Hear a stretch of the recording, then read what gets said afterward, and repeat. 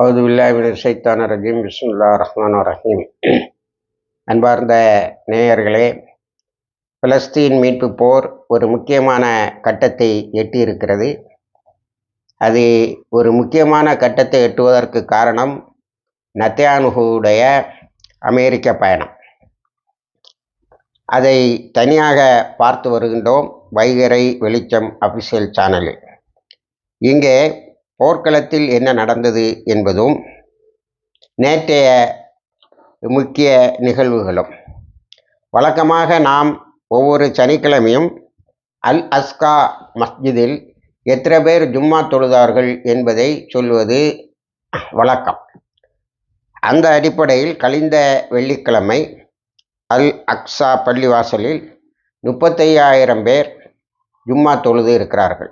இது 2 வாரங்களுக்கு முன்னால் இருந்ததை விட 5,000 பேர் அதிகம். போன வெள்ளிக்கிழமையும் அவர்கள் 35,000 பேர் அங்கே தொழுதார்கள்.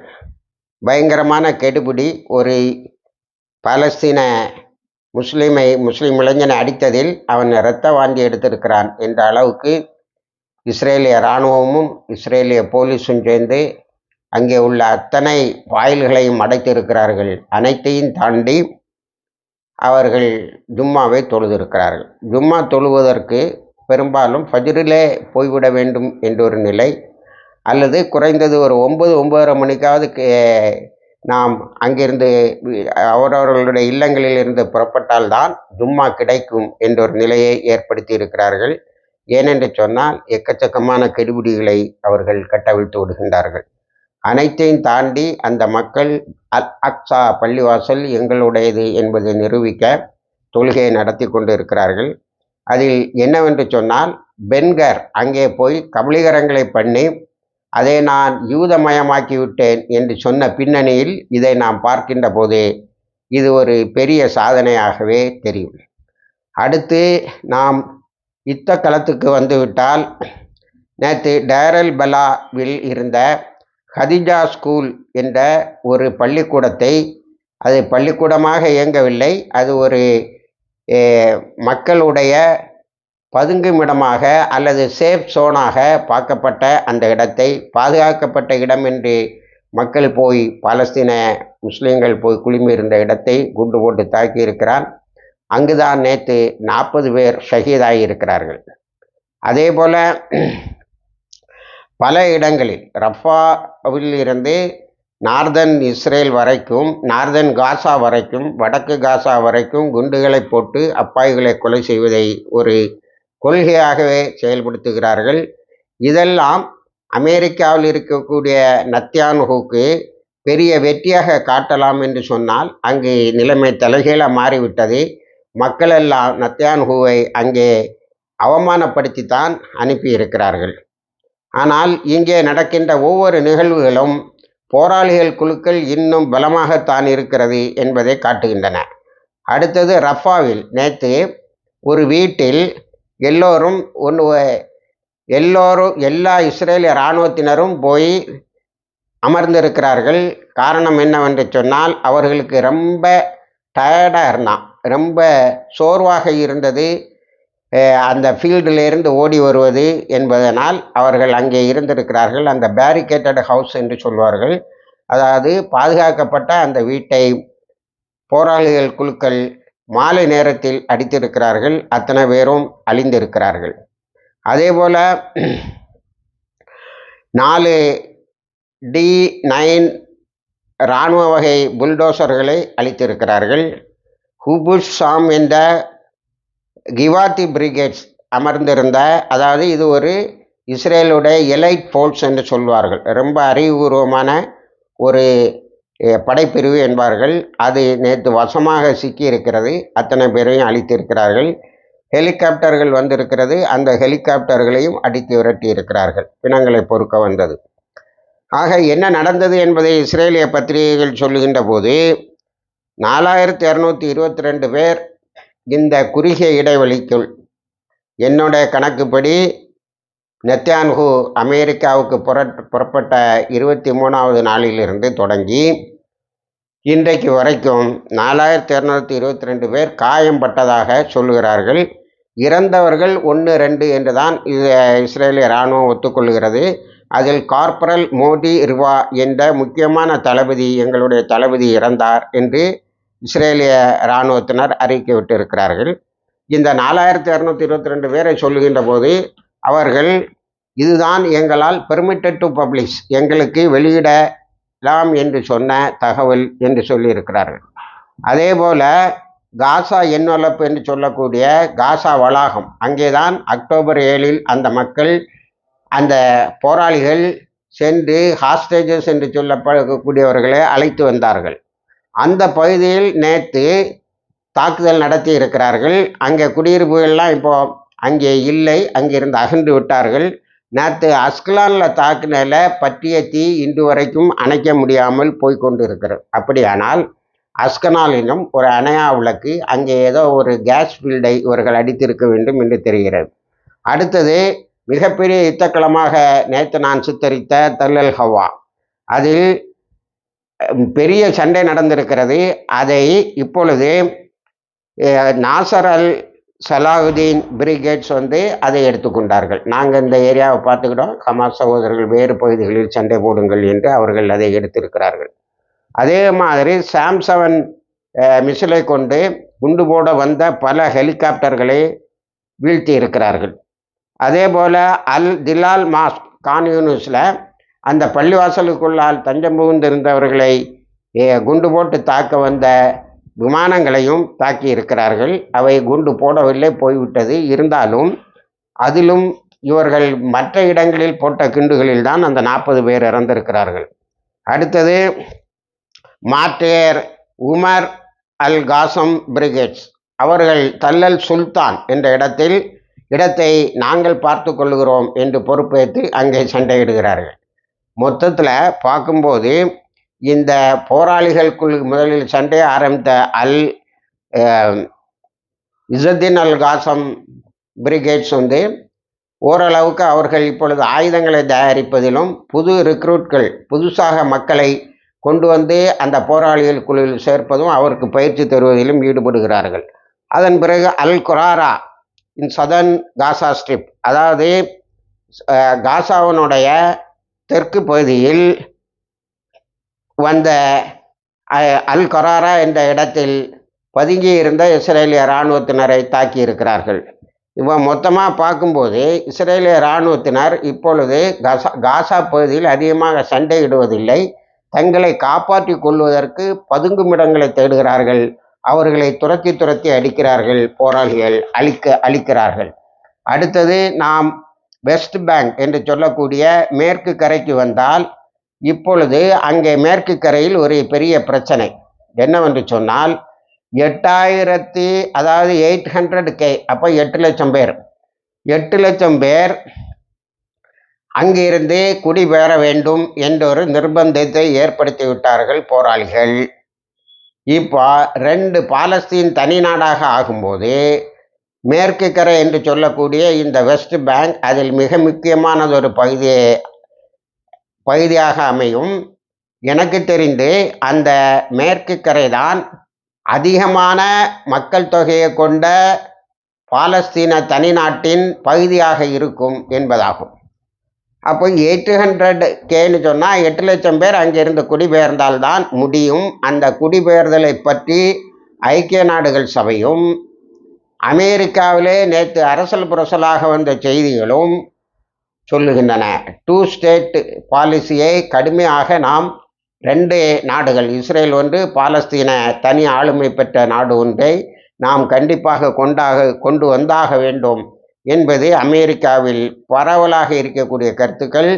அதனால் நத்யான்ஹூனுடைய அமெரிக்க விஜயம் கொண்டு வந்தது என்னவென்று சொன்னால் இன்னொரு பாலஸ்தீனர்களுக்கு தனி நாடு என்பதைத்தான் நாம் புரிந்து கொள்ள வேண்டும். அடுத்தது இந்த வெஸ்ட் பேங்கில் நேற்று நிபுலஸ்லையும் துல்காம் என்ற இடத்திலையும் பயங்கரமான சண்டை நடந்திருக்கிறது. அதில் பலர் இறந்திருக்கிறார்கள், பல முஜாஹிதுகள் இறந்திருக்கிறார்கள். ஆனால் இஸ்ரேலிய இராணுவம் அங்கிருந்து திரும்ப போயிருக்கிறது. நிபுலஸ்லேருந்து திரும்ப போயிருக்கு, துல்காம்லேருந்து ஏற்கனவே போனாங்க, திரும்ப வந்தாங்க, இப்போ திரும்பியும் வெளியிலே போயிருக்கிறார்கள். நான் அடிக்கடி சொல்வது போல வெஸ்ட் பேங்க் காசாவை போல மாறிக்கொண்டு வருகிறது. அங்கே அதிகமான சண்டைகள் நடந்து கொண்டு இருக்கின்றன. அங்கே இப்போ பேச்சு என்னன்னா, வெஸ்ட் பேங்கில் 1,00,000 பேர் குடியிருப்புகளை மாற்ற வேண்டும் தனி பாலஸ்தீனை அமைப்பதற்கு என்று சொன்ன இஸ்ரேலினுடைய அப்போதைய பிரதமர் ராபினை இந்த வெஸ்ட் பேங்கில் உள்ள, அதாவது மேற்கு கரையில் உள்ள செட்டிலர்ஸ் என்று சொல்லக்கூடிய அந்த வந்தேரிகள் கொலை செய்தார்கள். அவங்களை எப்போவுமே வயலண்ட் செட்டிலர்ஸ் என்று தான் சொல்வார்கள். வன்முறையை கையில் எடுக்கக்கூடிய ஒரு பெரிய வந்தேரிகள் என்று சொல்வார்கள். அவர்கள் இப்பொழுது நெத்தன்யாகுவை என்ன செய்வார்கள் என்ற கேள்வி எழுந்திருக்கிறது. ஆனால் நெத்தன்யாகு 2 ஸ்டேட் என்பதை இல்லவே இல்லை என்றுதான் எல்லா பேட்டிகளிலும் அமெரிக்காவில் மறுத்திருக்கிறார். அடுத்து நாம் ஹிஸ்புல்லாவுக்கு வந்துவிட்டால், செய்புதீன் என்ற அந்த இராணுவ பாசறையை தாக்கியிருக்கிறார்கள். ஹதாப் எரோன் என்ற இராணுவ பாசறையை தாக்கியிருக்கிறார்கள். ரம்யா சைட்டில் இருக்கக்கூடிய டெக்னிக்கல் சிஸ்டம் அத்தனையும், அதாவது அமெரிக்காவினுடைய நுண்மா நுழைபுலம் கொண்ட யுத்த தளங்களை, ஆயுத தளங்களை அளித்திருக்கிறார்கள். சுத்திலா செட்டில்மெண்ட் இது வந்தேரிகள் குடியிருக்கக்கூடிய பகுதி. அதை அடித்ததில் அவர்கள் அங்கிருந்து வெளியேறி இருக்கிறார்கள். இப்போ டெல்லவியில் இங்கே நார்தன் இஸ்ரேலினுடைய வடக்கு பகுதியிலிருந்து வந்து குடியேறியவர்கள் மிக அதிகமாக ஆகி கொண்டு இருக்கிறார்கள். டெல்லவியில் அவங்க எல்லாருக்கும் இடம் கிடையாது. அடுத்தது அல் ரிஹாப் சைட்டை தாக்கி இருக்கிறார்கள். இதில் முக்கியமாக நேற்று பேசப்படுவது என்று சொன்னால், Greece oil field, gas field என்று சொல்லக்கூடிய கிரீஸ் ஃபீல்டு பிளாட்ஃபார்ம் என்று சொல்லுகிறார்கள். இது எங்கே இருக்கிறது என்று சொன்னால், மத்திய தரைக்கடலில் இஸ்ரேலிலிருந்து 100 கிலோமீட்டரும் லெபனானில் இருந்து 10 கிலோமீட்டர் என்று சொல்கிறார்கள். இந்த இடத்தில் இருக்கக்கூடிய ஒரு இயற்கை வாயு சுரங்கம் என்று சொல்ல வேண்டும். ஏனென்று சொன்னால் அதில் 1.3 ட்ரில்லியன், மில்லியனும் இல்லை பில்லியனும் இல்லை, அதுக்கு மேலே ட்ரில்லியன் குபிக் ஃபீட் அளவுக்கு அங்கே இயற்கை வாயு எரிவாயு இருக்கிறது. அந்த எரிவாயுவை குழாய்களை நேற்று ஹிஸ்புல்லா தாக்குவதற்கு முயற்சி செய்திருக்கிறது. எங்களுடைய ஆயில் ஃபீல்டு என்று ஹிஸ்புல்லாவும் லெபனானும் மிக நீண்ட நெடிய காலமாக அதை இஸ்ரேலிடம் கேட்டு வருகிறார்கள். இஸ்ரேல் தரவில்லை. ஆகவே இப்பொழுது தாக்குதலை அந்த பக்கம் திருப்பி இருக்கிறார்கள். இஸ்ரேலிய இராணுவத்தினர் எங்களுடைய எங்களுடைய கடல் படை அதை மிக சாமர்த்தியமாக ஒன்றுமில்லாமல் ஆக்கிவிட்டது என்று சொல்லியிருக்கிறார்கள். ஆனால் அந்த பிளாட்ஃபார்ம் உடைந்தது என்பதுதான் இஸ்ரேலிய பத்திரிகைகள் தரக்கூடிய ஹரஸ், யோகி அகர்நாத் போன்ற பத்திரிகைகள். இந்த 2 பத்திரிகைகளையும் விட இஸ்ரேலை அதிகமாக நேசிக்கிற பத்திரிகைகளை பார்க்க முடியாது. ஏனென்று சொன்னால், இவை ஒவ்வொன்றும் தங்களுடைய புலனாய்வின் வழியாக ஹமாஸுடைய பலம் என்ன, இதர போராளிகள் குழுக்களுடைய பலம் என்ன, ஹிஸ்புல்லாவுடைய பலம் என்ன, ஹூத்திஸுடைய பலம் என்ன என்பதை அடிக்கடி போட்டு காட்டும். அதில் நாம் சில தகவல்களை எடுத்துக்கொள்ள முடியும். ஏனென்று சொன்னால், இஸ்ரேல் எந்த அளவுக்கு அந்த போராளிகள் குழுவுக்கு எதிராக பலவீனமாக இருக்கிறது என்பதை தெரிந்து கொள்ளலாம். ஆகவே நேற்று நடந்த சண்டைகளில், நேற்று நடந்த யுத்தத்தில் எல்லா அமைப்புகளையும், ஹூத்திஸு, ஹிஸ்புல்லா, ஹமாஸ் எல்லாம் எடுத்துக்கிட்டா கிரீஸ் ஃபீல்டு பிளாட்ஃபார்ம் தாக்கப்பட்டதுதான் மிகப்பெரிய செய்தியாக இருக்கிறது. அன்பார்ந்த நேயர்களை, நான் அடிக்கடி சொல்லி வருகிறேன், இவர்கள் 1948, 1967 இந்த ஆண்டுகளில் கைப்பற்ற இடங்களில் இருந்துதான் இவர்களுக்கு எக்கச்சக்கமான வருமானம். உலகத்திலிருந்து இயற்கை எரிவாயுவை அவர்கள் இம்போர்ட், அதாவது இறக்குமதி செய்து கொண்டிருந்தவர்கள் இப்பொழுது ஏற்றுமதி செய்து கொண்டு இருக்கிறார்கள். அடுத்தது ஹூத்திஸை பொறுத்த வரைக்கும் நேற்று அமெரிக்காவும் ஆங்கில நாடும் அல் ஹதைதாவுடைய ஏர்போர்ட் அதாவது விமான தளத்தை தாக்கி இருக்கிறார்கள். முந்தா நாள் வரைக்கும் அவர்கள் செய்ததெல்லாம் அங்கே இருந்த போர்ட் துறைமுகத்தை தாக்கினார்கள். இப்பொழுது அந்த ஏர்போர்ட் என்று சொல்லக்கூடிய விமான தளத்தை தாக்கி இருக்கிறார்கள். கேட்டதற்கு இங்கு இருந்துதான் அவர்கள் எங்கள் மீது மிசில்களையும் ராக்கெட்டுகளையும் ட்ரோன்களையும் ஏவுகிறார்கள் என்று சொல்லியிருக்கிறார்கள். ஹிஸ்புல்லா நாங்கள் சரியான நேரத்தில் அவர்களுக்கு இஸ்ரேலுக்கும் அமெரிக்காவுக்கும் தக்க பதிலடி கொடுப்போம், இதனால் எங்களுக்கு ஏற்பட்ட இழப்பு எதுவும் இல்லை என்று சொல்லுகிறார்கள்.